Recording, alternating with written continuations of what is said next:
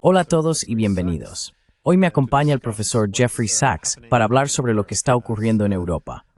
Hace solo 15 años, era común, aunque no para muchos, pero sí para algunos, argumentar que este siglo pertenecería a los europeos. Y ahora, por supuesto, estamos viendo un declive económico, problemas sociales, inestabilidad política y un entusiasmo bélico muy peligroso. Hay una complicidad en el genocidio que alimenta la guerra en Ucrania, junto con esta histeria moralista, keynesianismo militar y un lenguaje muy aterrador que sale de los gobiernos. Como dijo nuestro amigo común Yanis Varoufakis, se está convirtiendo en el continente estúpido. Así que parece que mucho de esto, aunque no todo, se intensificó con la guerra de Ucrania. ¿Cómo interpretas este cambio tan grande? Porque la UE se suponía que era un proyecto de paz, y bueno, esto no se siente como paz.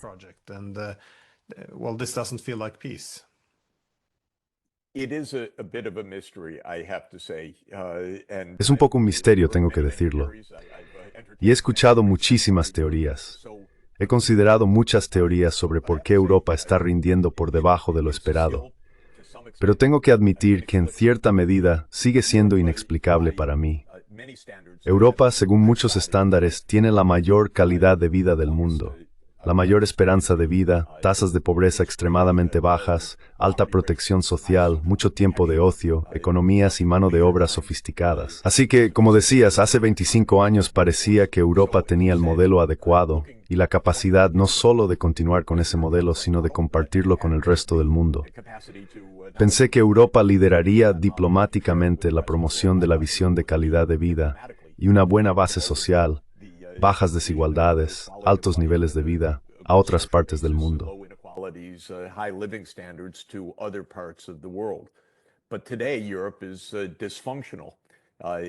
Pero hoy Europa es disfuncional, es políticamente disfuncional, es organizativamente disfuncional. La economía, como has dicho, está tambaleándose debido a los costes autoimpuestos que Europa se ha impuesto a sí misma durante esta guerra en Ucrania. Bueno, ¿por qué es esto?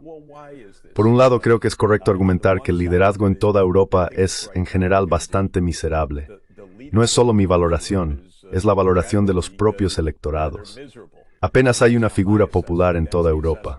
Normalmente los líderes europeos tienen índices de aprobación de quizá un 25% y de desaprobación muy por encima del 50%. Algunas personas no lo saben o no les importa, pero básicamente estos son líderes que no cuentan con la aprobación de sus poblaciones.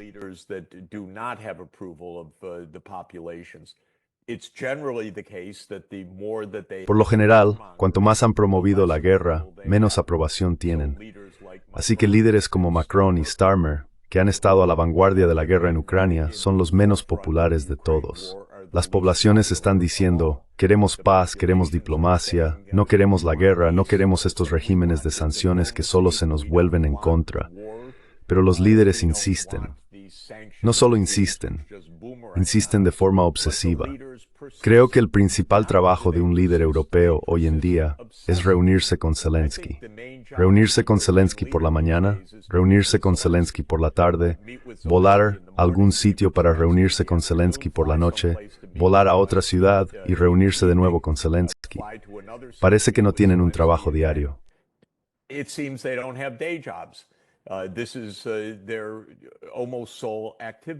Esta es casi su única actividad. ¿De dónde viene esto? Creo, Glenn, que no es algo que se pueda explicar a la ligera, no es fácil de explicar.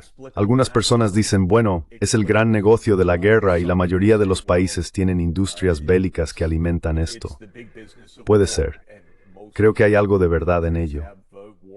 Pienso que una de las cosas que es cierta es que gran parte de la política europea es realmente política de Estado profundo, de agencias de inteligencia. Esto ha sido cierto en Estados Unidos. La CIA dirigió la política exterior en Estados Unidos durante mucho tiempo, o al menos se podría decir que fue el depositario de la política exterior sostenida durante mucho tiempo.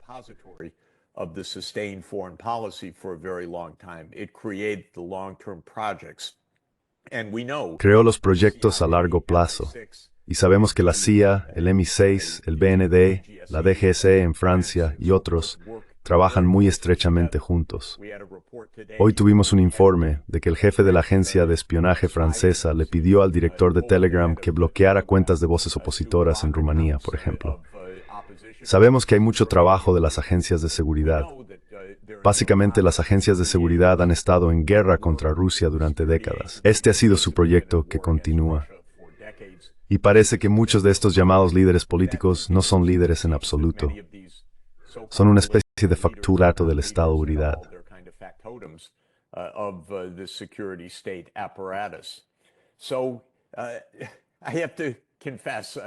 Así que tengo que confesar que no tengo una visión absolutamente clara. Y te diré algo que me parece interesante desde esta perspectiva. Cuando Tucker Carlson hizo su entrevista con el presidente Putin, que fue tan vista, y le preguntó al presidente Putin por qué el gobierno alemán se comporta de esa manera, fue la única vez que Putin dijo, realmente no entiendo por qué, no lo comprendo. Tampoco pudo dar una explicación. Pero diría, para resumir, el error saiu a strategy por brave word en por praise desde esta tool, y sigue siéndolo hasta ahora. It continues to be so until today. Maybe I'll add one more point on this, which is... Quizás añadiré un punto más sobre esto, y es que Europa también está estructuralmente limitada, claramente. El proyecto europeo es una operación improvisada en la que Europa sigue siendo esencialmente 27 países soberanos, y en la medida en que es una unión, no es una unión muy representativa. No tiene instituciones que generen mucha confianza. No tiene líderes en la Comisión Europea que inspiren mucho respeto o que merezcan mucho respeto desde mi punto de vista, en su mayoría. Así que, dicho todo esto, Europa está perdida en este momento. El belicismo es autodestructivo y peligroso, es obsesivo, es un fracaso. Es un poco difícil decir exactamente por qué.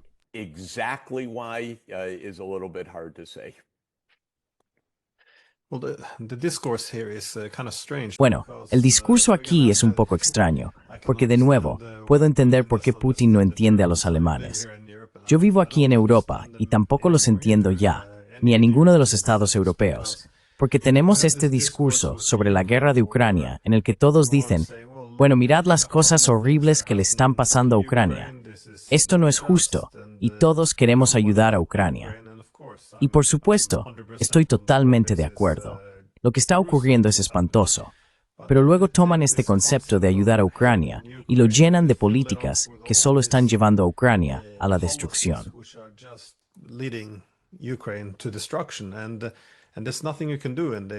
Y no hay nada que puedas hacer al respecto. Así llegan a estas conclusiones, en las que las armas son el camino hacia la paz, y la diplomacia y las negociaciones son traición. Parece completamente irrelevante que la mayoría de los ucranianos quiera negociaciones. Si lo mencionas, te dirán, bueno, eso es propaganda de Putin.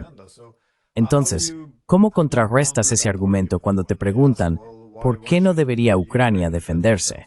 ¿Por qué no deberíamos apoyar a Ucrania? ¿Cómo abordas esto? Porque parece que siempre se reduce a esto.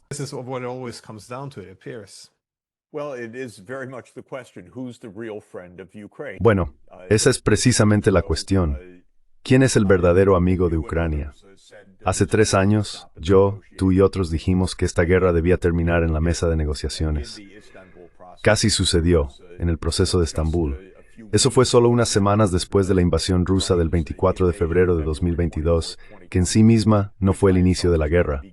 La guerra había comenzado 8 años antes, con el golpe de Estado apoyado por Occidente contra el gobierno de Viktor Yanukovych.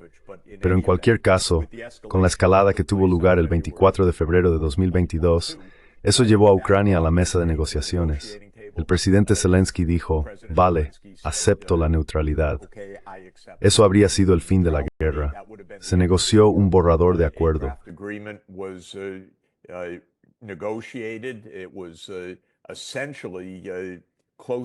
Estaba prácticamente terminado. Había cuestiones que debatir, pero para eso están las negociaciones. Y tenemos el borrador del acuerdo del 15 de abril de 2022. Ahora sabemos por muchas fuentes, y yo también, en ese momento, volé a Ankara para escuchar directamente de los mediadores turcos lo que había sucedido, que Ucrania se retiró de la mesa a instancias de Estados Unidos y el Reino Unido, quienes les dijeron, seguid luchando. En ese momento, dije, esto es terrible, qué bueno pues salir de esto. Organicé una reunión con muchos analistas que concluyeron que era necesario alcanzar la paz, básicamente sobre los términos que ya se habían identificado en el proceso de Estambul.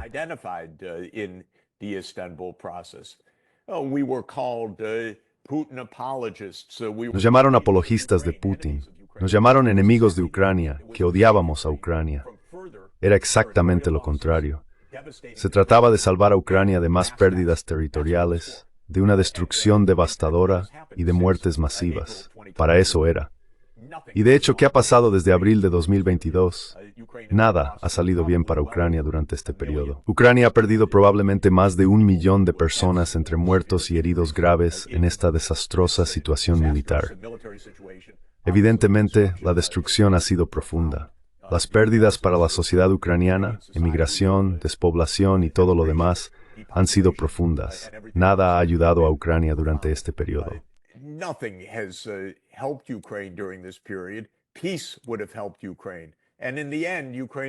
La paz habría ayudado a Ucrania, y al final, Ucrania va a perder mucho más territorio del que habría perdido bajo el proceso de Estambul de abril de 2022. Y si la guerra se hubiera evitado antes, simplemente con que la OTAN dijera que no iba a ampliarse para incluir a Ucrania, lo que habría hecho innecesaria toda la guerra, habría evitado toda la guerra, Ucrania no habría perdido prácticamente ningún territorio. Volviendo a febrero de 2014, cuando Occidente intervino en un golpe de Estado, que fue un acto descarado, provocador, típico y estúpido del aparato de seguridad estadounidense con aliados en los servicios de seguridad de toda Europa. Bien, entonces, ¿quién es amigo de Ucrania?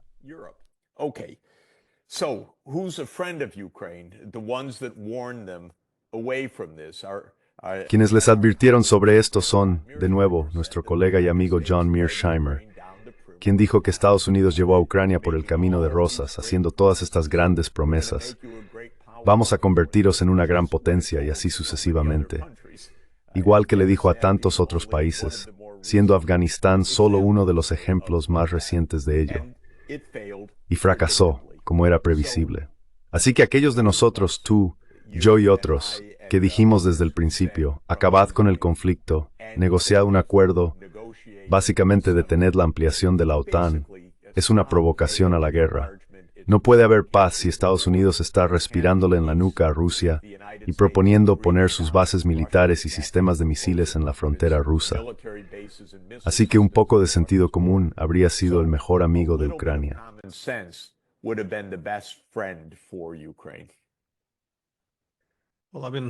Bueno, llevo argumentando desde al menos 2008 que si intentas empujar a la OTAN hacia Ucrania, entonces Rusia destruiría Ucrania antes de permitir que eso ocurra.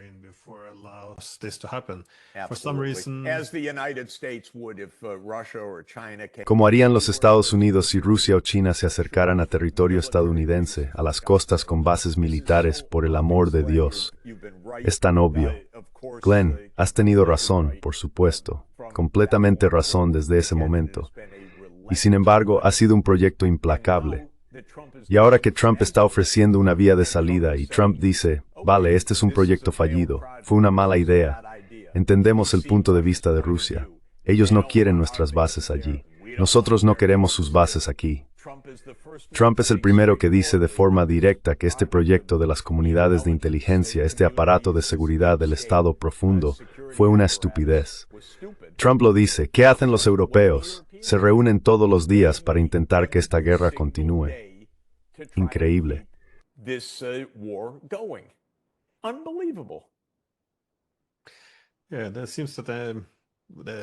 Sí, parece que la llamada diplomacia que están llevando a cabo ahora los europeos tiene como principal objetivo intentar que Estados Unidos vuelva a implicarse en la guerra.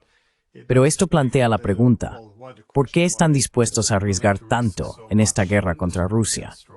Porque de nuevo, la expansión de la OTAN, incluida Ucrania, tenía como propósito crear una hegemonía colectiva en Europa. Ahora que esta era de primacía global parece estar llegando a su fin, vemos a Estados Unidos haciendo nuevos ajustes. Ahora dicen abiertamente que van a dar menos prioridad a Europa, que tendrán que girar un poco su atención fuera de Europa. ¿Crees que esto juega un papel importante en la mentalidad de los europeos? Porque parece haber cierto pánico aquí ante la idea de que los estadounidenses nos abandonen. Los estadounidenses nos abandonan. Por un lado vemos a Trump como el diablo. Por otro lado, debemos externalizar nuestra seguridad a Trump tanto como sea posible para fortalecer la alianza y que los estadounidenses no nos dejen. Pero todo esto, supongo, apesta a una falta de claridad y pensamiento estratégico. Strategic lack of clarity and thinking, but Well, yes, the main thing that Bueno, sí. Lo principal que tanto el Estado profundo de Estados Unidos como el Estado profundo europeo rezaron, olvidaron o se niegan ciegamente a ver es que existe una alternativa a que la OTAN esté en Ucrania o a que Rusia domine Ucrania. Se llama neutralidad. Se llama Estado tapón. Y este arreglo se remonta a varios miles de años. A lo largo de la historia humana, cuando hay grandes imperios o grandes potencias compitiendo entre sí, se deja un territorio intermedio que no sufre como resultado de esa rivalidad. Simplemente evita que los dos bandos choquen de frente. Y no hay nada ignominioso en la neutralidad. Es una política muy inteligente y funcionó extremadamente bien para Suecia y Finlandia y para Ucrania mientras se le permitió ser neutral, para Austria, para Suiza. Estos no son los lugares más desesperados del mundo, son los lugares más prósperos del mundo.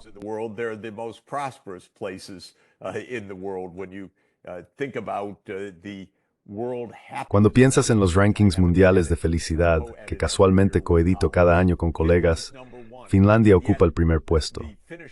Y sin embargo, el presidente finlandés Stubb dijo riéndose, «Tengo que advertir a los ucranianos que no se conviertan en lo que fue Finlandia». ¿En serio? Finlandia tuvo un éxito fenomenal como Estado neutral. Luego, por supuesto, el aparato de seguridad estadounidense promovió a políticos como Stubb, con el respaldo de Estados Unidos, que defenderían la hegemonía liderada por los estadounidenses y demás. Eso también formaba parte del juego estadounidense. ¿Cómo controlamos la política en cada país? ¿Pero en qué piensan los europeos? ¿Por qué ningún líder puede simplemente levantarse y decir claramente, sabéis, sería más inteligente que Ucrania fuera neutral? Ni rusa, ni de la OTAN, simplemente neutral. No sería lo peor del mundo, sino lo mejor para todos, porque eso mantendría las guerras alejadas de nosotros. Ahora Europa está en un lío.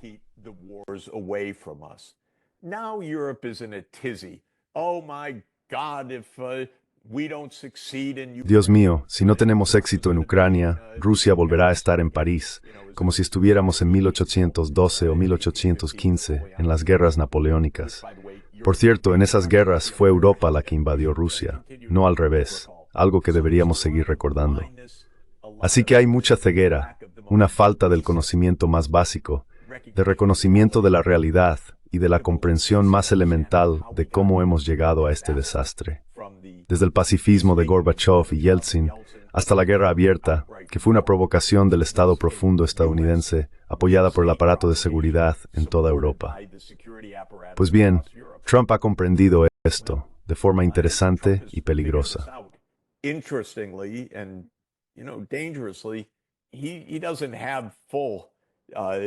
No tiene plena voz en Estados Unidos porque el Estado profundo estadounidense, muchos neoconservadores, muchos sectores duros, siguen intentando en Estados Unidos impulsar la guerra y corren a Europa diciendo, vamos a hacer que Trump recupere el sentido común para continuar la guerra contra Rusia. Y eso forma parte del drama actual. Parte de la ilusión europea es, podemos recuperar a Estados Unidos para que siga promoviendo la guerra. Quizá haya partes del aparato de seguridad estadounidense que están colaborando estrechamente con los europeos. Sabemos que parte del propio equipo de Trump, el general Kellogg, Mike Waltz, otros sectores duros están diciendo a los europeos, sí, consigamos nuestras condiciones, el presidente se sumará, y así sucesivamente.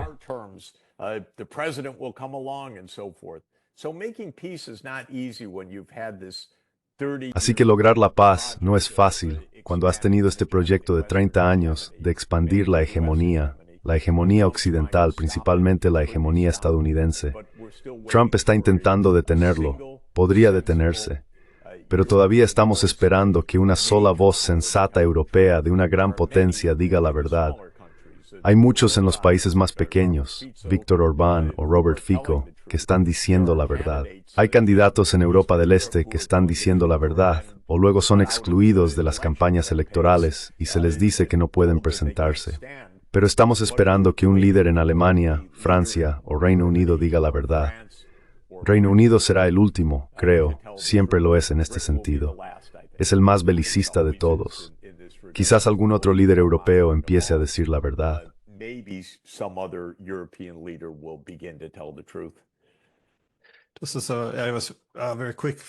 Esta es una pregunta final muy rápida. ¿Ve alguna forma de revertir algo de esto? Porque se suponía que Europa iba a desarrollar todo, desde energías verdes hasta liderazgo económico. Ahora tenemos keynesianismo militar y vamos a ser el modelo a seguir en democracia. Ahora estamos purgando a la oposición política en Francia, Alemania, Rumanía. Y por supuesto, antes reconocíamos que la seguridad requería evaluar las preocupaciones de seguridad de nuestros oponentes, ya fueran chinos, iraníes o rusos. Pero ahora, por supuesto, la seguridad significa luchar contra la mayor potencia nuclear del mundo. ¿Ve alguna salida a esto? ¿Qué haría falta? Sé que es mucho pedir. Bueno, no.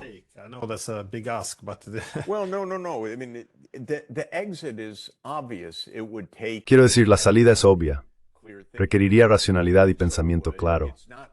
Así que no es descabellado creer que las opiniones cambiarán, porque las opiniones actuales son autodestructivas. Son impopulares. No tienen sentido. En este sentido, el enigma, por supuesto, es por qué continúan, no por qué terminarían. Así que sí, Europa podría sumarse.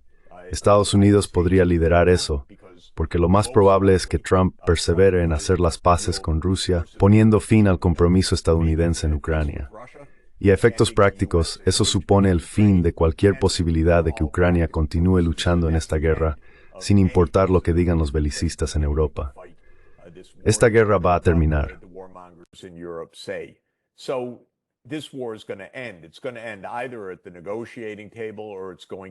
Va a terminar o bien en la mesa de negociaciones o con la derrota de Ucrania a manos de Rusia. Pero no va a terminar como lo están presentando Starmer, Macron, Scholz y otros. Es decir, que Rusia será derrotada. Así que, en este sentido, habrá un nuevo tipo de realismo. ¿Puede Europa ir más allá de ese simple hecho y comprender realmente mejor su situación estratégica?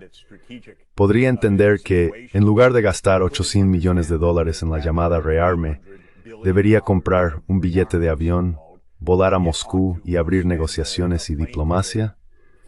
O si no quiere comprar un billete de avión, invitar a los líderes rusos a reunirse con ellos en otro lugar.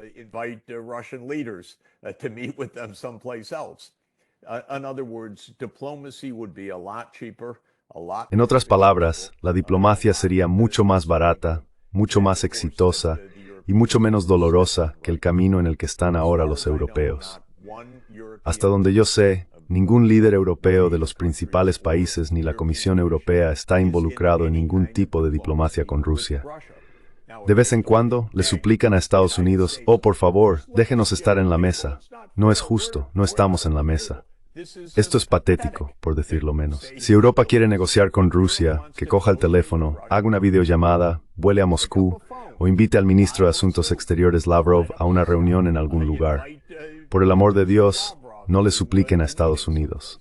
Diplomacia abierta. Así que sí, por supuesto que es posible que Europa cambie.